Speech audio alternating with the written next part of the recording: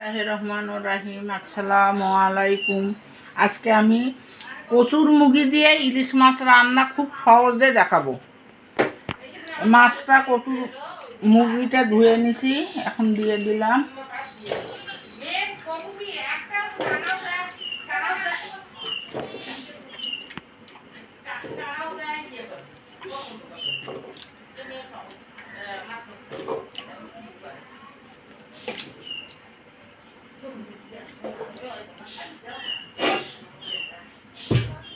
বন্ধুরা, এখানে আমি পেঁয়াজ বাটা, জিরে বাটা এবং কাঁচামরিচ ভাজি বাটা নিছি, দিলাম।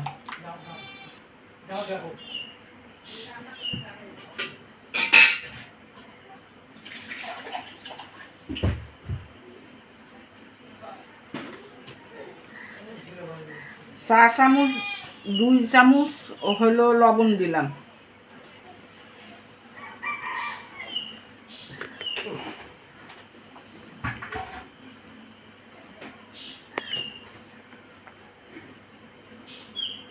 এক চামচ হলুদ দিলাম।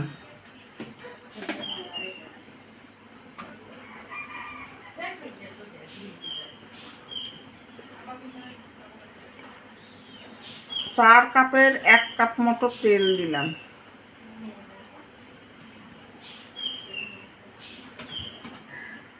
বন্ধুরা, এখন মেখে দেব।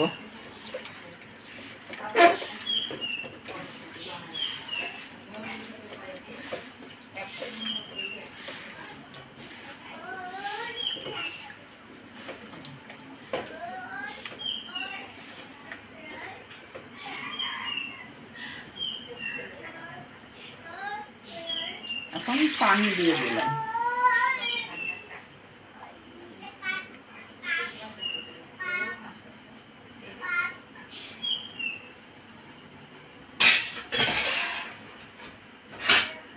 বন্ধুরা, এখন ঢেকে দিলাম 15 থেকে 20 মিনিট।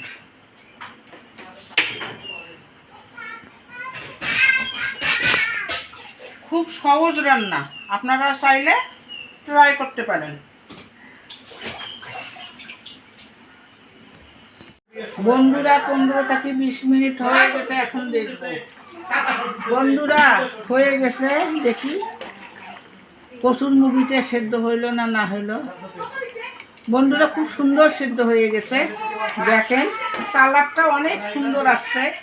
আপনারা ইলিশ মাছ যদি রান্না করেন তাহলে কাঁচা মরিচটা ভেজে বেটে দেবেন, খুব স্বাদ আসবে।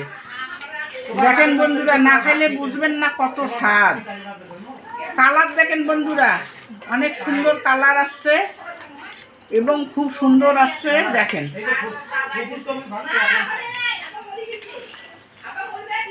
দেখেন, এখন বন্ধুরা নামাই নিব এবং পরিবেশন করব। অবশ্যই জিরে বাটা দিবেন, পেঁয়াজের পেস্ট দিবেন, মরিচের পেস্ট দিবেন, সুন্দর আসবে। শুকনা মরিচ দিয়ে মাছের স্বাদ বেশি আসে না, কাঁচা মরিচ ভেজে বেটে দিলে মাছের স্বাদ খুব সুন্দর আসে। এখন পরিবেশন করব। বন্ধুরা, কমেন্টে জানাবেন কেমন হয়েছে। আসসালামু আলাইকুম বন্ধুরা, আশা করি সবাই ভালো আছেন। ধৈর্য সহকারে এতক্ষণ রান্না দেখার জন্য ধন্যবাদ। বাসায় আপনারা এই প্রসেস অনুযায়ী রান্না করবেন। দেখুন ঝোলটা খুবই গাঢ় হয়েছে, আর এই কচুর বইটা দেখি সেদ্ধ হয়েছে, দেখুন সেদ্ধ হয়ে গেছে। দেখুন মাছটা খুব সুন্দর হয়েছে। মাছটা নিলাম, বাসায় রান্না করে খাবেন এই রান্নার প্রসেস অনুযায়ী।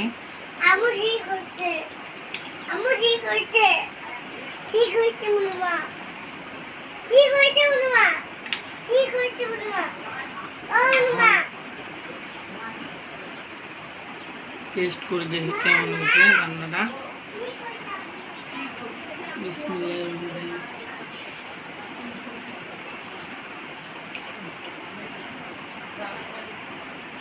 অসাধারণ হয়েছে রান্নাটা। তরকারিটা খুব সুন্দর হয়েছে, ঝাল লবণ, মাছটাও সিদ্ধ হয়েছে খুবই সুন্দরভাবে। দেখুন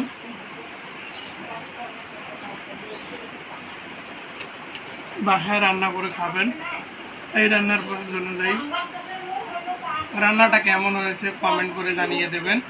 ভালো লাগলে শেয়ার করবেন আপনাদের বন্ধুদের সাথে। যত লাইক শেয়ার করবেন তত রান্না করার অনুপ্রেরণা বাড়বে। আজকে এ পর্যন্ত, আবার কোনো নতুন ভিডিও নিয়ে আপনাদের মাঝে হাজির হব। ধন্যবাদ। আসসালামু আলাইকুম।